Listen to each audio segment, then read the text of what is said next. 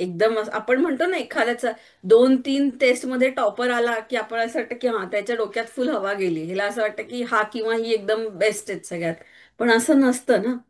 तसंच एखादी जर गोष्ट मनाविरुद्ध झाली, एखादी गोष्ट आपल्याला अपयश आलं, तर एकदम डिप्रेस वाटणं की झालं आता काहीच नाही, आता सगळं संपलंच आहे माझं, असं वाटणं, हे पण चूक आहे.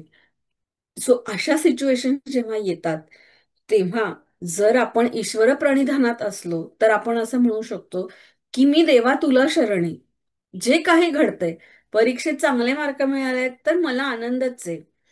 पण ते मार्क म्हणजे मीच एकटी किती ग्रेट आहे असं न वाटता, माझ्या ईश्वराची, जो कोणी ज्या कुठल्या फॉर्म मध्ये आपल्याला तो आवडत असेल, कृष्ण बाप्पा, गणपती बाप्पा, जो कोणी आहे, तर त्याची कृपा आहे असं समजणं. तसंच एखादी गोष्ट मनाविरुद्ध झाली तर एकदम चिडचिड करणं, खूप डिप्रेस होणं, असं न करता जे काही आहे ते त्याची इच्छा आहे. आज असं झालं, आज आईनी नावडीची भाजी केली, ठीक आहे, एवढं काय चिडायची गरज नाही, उद्या आवडीची करतेस की नाही परत.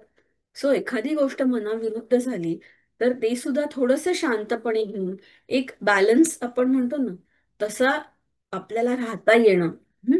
ह्याच्यासाठी ईश्वर प्रणिधान हे खूप आवश्यक आहे. आणि बऱ्याच वेळेला आपण जेव्हा असे रिलॅक्स किंवा न्यूट्रल असतो ना, तेव्हा गोष्टी आपोआप व्यवस्थित होत जातात. म्हणजे एक अशी लहान मुलाची गोष्ट आहे की एकदा तो पतंग उडवत असतो. बघितलंय तुम्ही पतंग उडवताना?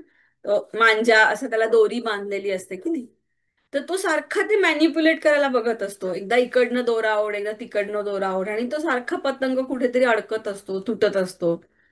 मग त्याचे आजोबा बघत असतात, तर ते म्हणतात की अरे, तू काही करू नकोस, तू फक्त लूज सोड, तो दोरा जो हातात घट्ट पकडून ठेवला असतो थोडा लूज सोड. आणि असं सोडल्यावर मग तो नॅचरलीच वाऱ्याबरोबर पतंग वर वर जायला लागतो. हे ईश्वर प्रणिधान आहे. पण हे सांगताना तुम्ही एक असं लक्षात ठेवा की ह्याचा अर्थ आपण काहीच करायचं नाही आणि देवा मी तुला शरण आहे, आता तूच काय ते कर, गणपती बाप्पा मी तुला शरण आहे, माझ्या गणिताच्या पेपराचं काय करायचं ते तूच बघ, असं नाही. असा ह्याचा अर्थ नाही आहे. आपण आपलं काम, आपण आपला अभ्यास हा अगदी छान नीट करायचाच आहे. पण जेव्हा सगळा अभ्यास करून आपण जेव्हा मॅथ्सच्या पेपरला जर का गेलो, म्हणजे मॅथ्स बहुतेक लोकांना भीती वाटते म्हणून मॅथ्स म्हणते, कुठलाही पेपर, तिथे गेल्यानंतर आपण जेव्हा हॉलमध्ये, एक्झामिनेशन हॉलमध्ये बसतो, तेव्हा तिथे मात्र असं म्हणायचं की देवा, तू मला जशी बुद्धी दिलीस तसा मी अभ्यास केला, जसं होईल तसा मी पेपर लिहीन, बाकी जे काय आहे ते तू सांभाळून घे, असं म्हणलं तर तुम्ही बघा, म्हणून आपलं खूप टेन्शन कमी होतं, अँझायटी कमी होते. आणि मग आपल्याला माहिती आहे ना की गणपती बाप्पा आपल्याला मदत करतोच आणि तो करतोच मदत. सो ह्याच्यासाठी ईश्वर प्रणिधान हे खूप महत्वाचं आहे. आणि ते प्रॅक्टिस कसं करायचं, म्हणजे हे आपल्याला कसं जमेल, तर स्वामीजी दोन छान टिप्स स्वामी नेहमी सांगायचे. एक म्हणजे काय, तर कुठलंही काम सुरू करताना एकदा मनातल्या मनात प्रार्थना करायची की देवा, मी आता अभ्यासाला बसतेय, मी आता ड्रॉइंग काढतेय, मी काय अभ्यास हे कर, खेळायला कुठल्या तरी टुर्नामेंट मध्ये चाललीय, तू माझ्या बरोबर राहा, तू मला चांगली शक्ती दे, मला बुद्धी दे. तसंच जेव्हा एखादं काम करून होईल, तर आपल्याला आई सांगते की नाही की पेपर लिहून झाला की चेक करायचा, सबमिट करायच्या आधी. तर जेव्हा सगळा पेपर चेक करून होईल, त्यावेळेला काय म्हणायचं की मला जेवढं जमलं तेवढं मी केलं, आता ह्याच्या उपर तुझी इच्छा. हं? आणि दुसरी गोष्ट म्हणजे अजून एक स्वामी नेहमी सांगायचे की आई आपली जेव्हा संध्याकाळी देवाला दिवा लावते किंवा आपल्याला कुठल्या देवळात घेऊन जाते, आपली लिस्ट असते की नाही सगळ्यांची, बरीच असते, प्रत्येकाची असते, माझी पण असते. मार्क चांगले मिळू देत, कुठले तरी टुर्नामेंट मध्ये आम्ही जिंकू दे, असं होऊ दे, तसं होऊ दे. पण ही सगळी लिस्ट स्वामी असं म्हणायचे की आपली सगळी लिस्ट त्याला सांगून झाली की एकदा तरी दिवसातनं एक वेळ ठरवून त्याला मनापासून नमस्कार करायचा आणि म्हणायचं की देवा, मी जशी कशी आहे किंवा कसा आहे तसा मी तुझाच आहे, तुझ्या शक्ती आणि बुद्धीनी मी सगळं काम करीन, आणि तुझी इच्छा तीच माझी इच्छा. बघा ना, हे 3 वाक्य बोलायला किती वेळ लागला, हार्डली 3 सेकंद पण नाही लागले. आणि मनातल्या मनात म्हणलं तर अजूनच पटकन म्हणून होईल. पण दिवसातनं एकदा तरी स्वामी सांगायचे की एकदा तरी मनापासून अशी प्रार्थना करा, त्याचा खूप पॉझिटिव्ह इफेक्ट आपल्यावर होतो. आणि प्रत्येक अडचणीच्या वेळेला खरंच कुठेतरी आपल्याला थोडं शांत राहायला शक्ती मिळते. हं? तर असा ईश्वर प्रणिधान नियम आहे. तर आपण सगळे करणार ना, आता ह्या आजपासून कराल सगळेजण अशी छोटीशी प्रार्थना. जेव्हा कधी कुठली वेळ तुम्हाला जी सोयीची असेल ना, ती एक वेळ ठरवून घ्या. अंघोळ झाल्यावर किंवा संध्याकाळी देवापुढे दिवा लावते आई तेव्हा, किंवा सकाळी तुम्ही जर घराबाहेर पडताना देवाला नमस्कार करून जात असाल तर तेव्हा, कधीतरी एकदा दिवसातनं अशी प्रार्थना आपण सगळे नक्की करूयात. ठीक आहे. आता हे झाल्यानंतर आपली नेहमीची ध्यानाची उपासना आपण करणार आहे. तर बहुतेक सगळी मुलं नेहमी केंद्रात येणारी आहेत, माहितीये कसं बसायचं. हं? मांडी घालून बसायचं, सहज आसन ज्याला म्हणतो तसं बसायचं. पण पाठीचा कणा ताठ राहायला पाहिजे, म्हणजे असं मरगळून नाही बसायचं. मांडी घाला, कम्फर्टेबली असं बसा की जिथे तुम्ही 10 मिनिटं बिलकुल न हालता बसू शकता. 10 मिनिटं नाहीच सपली होत, 5 मिनिटं. हं? त्याच्यानंतर हाताची अशी ज्ञानमुद्रा किंवा एकमेकांवर हात ठेवायचे, डोळे बंद करायचे आणि इथे आज्ञाचक्राच्या इथे लक्ष द्यायचं. मनातल्या मनात ओंकाराचं किंवा श्रीराम सोहम जो तुमचा नेहमीचा मंत्र असेल त्याचं स्मरण करायचं. हं? तर सुरुवातीला मी 3 वेळेला ओंकार म्हणते, गायत्री मंत्र ओंकार, आणि मग आपण ध्यान करूया. हं? आता फक्त हे मी ओंकार जेव्हा म्हणते ना, तर तो आदित्य दादा सांगत होता तसं त्या झूमचा काहीतरी प्रॉब्लेम आहे, त्यामुळे तो ओम नीट ऐकू येत नाही. त्यामुळे मी माझ्या साईडला म्हणते, पण तो ऐकू जरी नीट नाही आला तरी तुम्ही सगळे तुमच्या तुमच्या घरी जिकडे आहात तिथे म्हणा. हं? करूयात सुरुवात. चलो. आधी गायत्री मंत्र.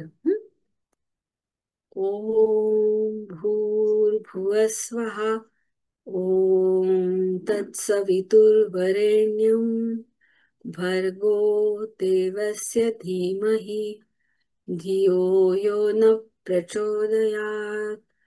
ओम ओम भूर्भुवस्वः ओम तत्सवितुर्वरेण्यं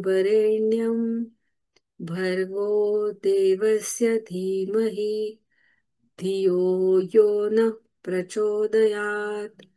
ओम ओम भूर्भुवस्वः ओम तत्सवितुर्वरेण्यं भर्गो देवस्य धीमहि धियो यो नः प्रचोदयात्. ओम. आता 3 वेळेला ओंकार म्हणूयात. दीर्घ श्वास घ्यायचा आणि पूर्ण श्वास संपेपर्यंत ओंकार म्हणायचा. हं? ओम.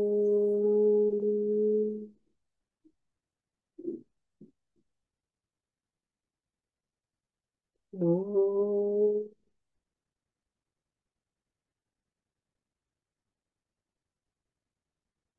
ओम.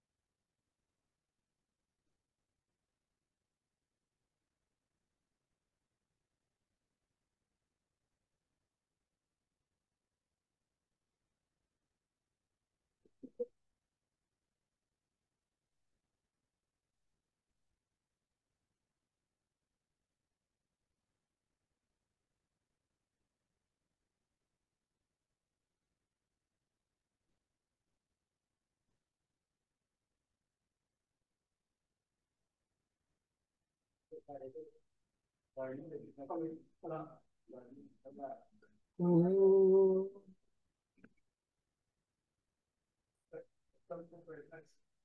आता नेहमीप्रमाणे थोडासा नामस्मरण करूया. आभा, तू म्हणशील माझ्या मागे?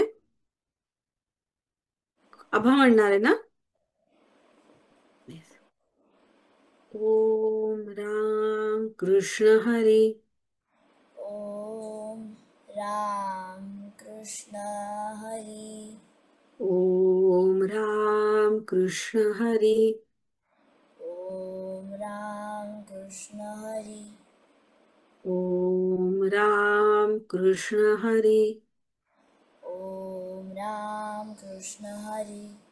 ओम राम कृष्ण हरी. ॐ राम कृष्ण हरी. ओम राम कृष्ण हरी. ॐ राम कृष्ण हरी. ओम राम कृष्ण हरी. ॐ राम कृष्ण हरी. ओम राम कृष्ण हरी. ॐ राम कृष्ण हरी. ओम राम कृष्ण हरी. ॐ राम कृष्ण हरी. ओम राम कृष्ण हरी. ॐ राम कृष्ण हरी. ओम राम कृष्ण हरी. ॐ राम कृष्ण हरी. ओम राम कृष्ण हरी. ॐ राम कृष्ण हरी. ओम राम कृष्ण हरी. ॐ राम कृष्ण हरी. हरिओम. आदित्य दादा, आता पुढचा कार्यक्रम घेशील? हो घेतो. एकच मला गोष्ट असं विचारायची होती श्वेता मावशी, म्हणजे तू आता एवढी छान उपासना घेतलीस आणि इथे मध्यवर्ती उपासना जी स्वामींनी सांगितली आहे ध्यानाची, ती सर्व मुलांनी केली. त्यात मला म्हणजे दोन दोन गोष्टी करत होत्या. एक तर ईश्वर प्रणिधान असं म्हटल्यानंतर माझ्या मनामध्ये असा विचार आला की इथे सरेंडर म्हणतोय आपण, बरोबर? की ईश्वराला शरण जायचं, आणि ईश्वराला शरण जायचं म्हणजे कितीतरी लोक, तू बहुतेक सांगितलंच ते, पण कितीतरी जण ह्याचा अर्थ चुकीचाच काढतात की नाही, म्हणजे काही करायचं नाही आणि फक्त ईश्वराला सरेंडर व्हायचं असा गोंधळ घालतात. तर तुझाही असा अनुभव आहे का? म्हणजे अभ्यास, आता परीक्षा आली की अभ्यास करायचा नाही आणि 2 दिवस आधी उठून ईश्वराला पूर्ण लोटांगण घालायचं की काहीतरी करून तो पेपर बाबा जाऊ दे एकदाचा, असं होतं ना? आणि असं खरं तर त्याचा अर्थ नाहीये, बरोबर? आणि त्याच्यामध्ये किती महत्वाचं, म्हणजे हे सगळी आता जी आपली मुलं ऐकतायत किंवा जे सगळेजण ऐकतात, तर फार महत्वाचं की सगळ्या भगवद्गीतेची सुरुवात आणि त्या सगळ्या भगवद्गीता ज्या मुळात ज्या ठिकाणी सांगण्यात आली तिथे सुरुवातच युद्धाने झाली, हो की नाही? त्यामुळे युद्धाचं सगळं ती रणभूमी तिथे पूर्णपणे ते सगळेजण एकापेक्षा एक अतिरथी महारथी आलेले आहेत. आणि आता तिकडे अर्जुनाला भगवंता सांगतायत की उठ आणि युद्ध कर. तो तर म्हणतच होता की मी हे सगळं सोडून निघूनच जातो. म्हणजे एक प्रकारे त्याच्या मनामध्ये ज्या शरणागतीचा भाव किंवा एक प्रकारे कशा पद्धतीने हे कर्म टाळून माझं जे प्राप्त कर्तव्य कर्म आहे ते सोडूनच मी जातो, कारण हे कुठे इतकं डेंजर काहीतरी करायला लावतो, असं ते सगळं झालं होतं ना, सगळी आपापली लोक बघून. तर हा असा नेहमी गोंधळ मला वाटतं ह्या सगळ्या उपासनेच्या बाबतीत किंवा नीट जर समजून घेतलं नाही तर होत राहतो. तुझं ह्याच्यावरती काय म्हणणं आहे, म्हणजे मला आदित्य, जरा तू सांग. एकदम बरोबर पॉइंट सांगितलायस. आणि ऍक्च्युली स्वामींनी एकदा ह्याच्यावर सांगितलं होतं की भगवद्गीतेमध्ये, की तू आता जसं म्हणलास असं, की त्यांनी अर्जुनाला असंच सांगितलं की मी लढणार नाही. म्हणजे अर्जुन असं त्याचा इतका आवडीचा होता आणि त्याला खरंच खूप त्रास होत होता की आपले आजोबा किंवा आपले गुरु यांना त्यांच्यावरती हल्ला करायचा आणि ते करू नये, करायला लागू नये, याच्यासाठी तो सगळं स्वतःच सोडायला तयार होता. पण असं जरी असलं तरी भगवंतांनी त्याला सांगितलं की युद्ध तुलाच करावं लागेल. मी तुझं सारथ्य करीन, म्हणजे मी तुझ्या बरोबर राहीन, मी तुला चांगली बुद्धी देईन, चांगला गायडन्स. आपल्याला आता आता कृष्ण असा कुठे मिळणार, पण इन द सेन्स की तो चांगली बुद्धी द्यायचं, कोणीतरी आपल्याला आपल्याला मदत करतं, मार्गदर्शन करतं. पण लढाई जी आहे ती ज्याची त्यांनीच लढायला लागते. सो हे तू एकदम बरोबर पॉइंट आउट केलंयस की ईश्वराला शरण जाणं म्हणजे त्या तो भाव मनात ठेवून लढणं. गीतेत एक श्लोक आहे तेव्हा भगवंत सांग की माम अनुस्मर युद्धच, असं 8व्या अध्यायात भगवंतांनी सांगितलंय. सो आपणही लक्षात ठेवायचं की युद्ध करायचंच आहे. युद्ध म्हणजे काय, जे काय अभ्यास परीक्षा जे काय असेल ते फक्त माम अनुस्मर, त्याला आठवण ठेवून त्याची प्रार्थना करून करायचं. Yes. Very nice. Yes. Thank you Shweta मावशी, खूप छान सांगितलंस. आणि आपण